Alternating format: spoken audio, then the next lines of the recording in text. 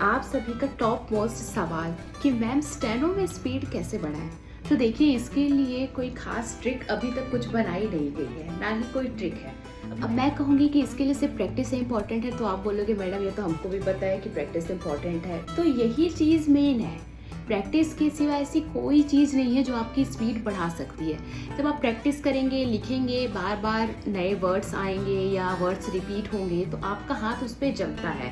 जब आप ABCD लिखना सीखते हैं तो क्या उसे याद करते हैं? स्टेनो वैसा ही है, आपको याद करने की चीज़ है ही नहीं कि आप उसे रट लिए, GK है, GS है, आप याद कर लिए, फिर याद करके लिख दिए, तो ऐसा कुछ है नहीं। आपको सिर्फ लिखना है, आपको वहाँ दिमाग अपना लगाना ही नहीं है, सिर्फ आपको लिखना है। जब आप बार बार वो चीज़ लिखेंगे, वो आउटलाइंस बनाएंगे तो हाथ एक रूप से बैठ जाता है। हाथ बैठता है, आंखें बैठ जाती है आपको उसे देखने के लिए, उसे पढ़ने के लिए।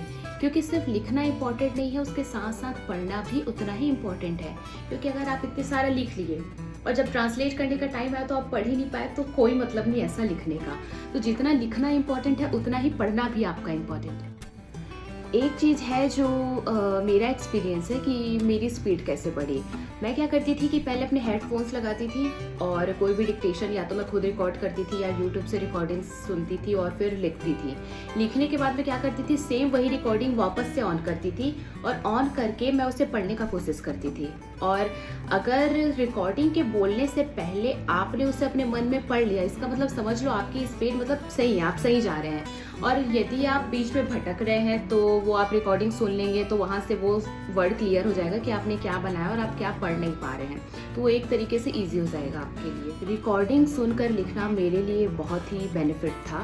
और ये कर सकते हैं कि आप जैसे डिक्टेशन की कई सारी बुक्स आती हैं, दीपक प्रकाशन, अभिनव प्रकाशन और रामधारी गुप्ता, बहुत सी बुक्स हैं आपके अपने अपने स्टेट में या अपने अपने सिटी में, अपने जिस भी इंस्टीट्यूट से आप पढ़े हैं वहाँ बहुत सारी बुक्स बताई जाती हैं, तो वो आप ले सकते हैं। उसके बाद आप क्या करिए कि उनकी आउटलाइन को बनाइए। आउटलाइन बनाने के बाद उसे देख देख कर ही आप आउटलाइन बनाइए, सुन कर नहीं, आप देख कर ही बनाइए। देख कर लिखने से फ़ायदा ये होता है कि आपको वहाँ पे समय रहता है कि किस आउटलाइन को कैसे बनाना है। कोई नया शब्द आ रहा है तो आप उसके लिए सोच सकते हैं, आउटलाइन इनोवेट कर सकते हैं। क्योंकि आउटलाइन के लिए कोई ऐसा कंपलसरी नहीं है कि किसी ने बता दिया तो आप आउटलाइन वैसा ही बनाना है। सेम चीज़ के लिए तो आपके पास शब्द चिन्ह होते हैं कि ये सारी चीज़ें ऐसे बननी है। बाकी स्पीड के लिए कोई रॉकेट साइंस नहीं है, सिर्फ और सिर्फ प्रैक्टिस करिए, पेंसिल घसीटिए और सिर्फ इतना ही तो करना है आपको। ना पढ़ना है, ना दिमाग लगाना, ना कुछ करना, सिर्फ और सिर्फ पेंसिल घसीटना है। देखिए, बहुत ही शानदार नौकरी लगती है। सिर्फ और सिर्फ आपको प्रैक्टिस करना और प्रैक्टिस करके एक स्किल टेस्ट देके आप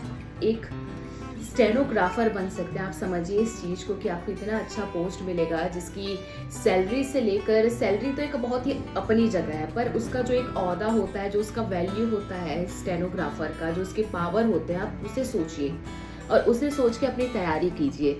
सिर्फ और सिर्फ आपको दिन में 2 से 3 घंटे देने अपनी प्रैक्टिस के लिए। प्रैक्टिस करिए और छा जाएंगे आप।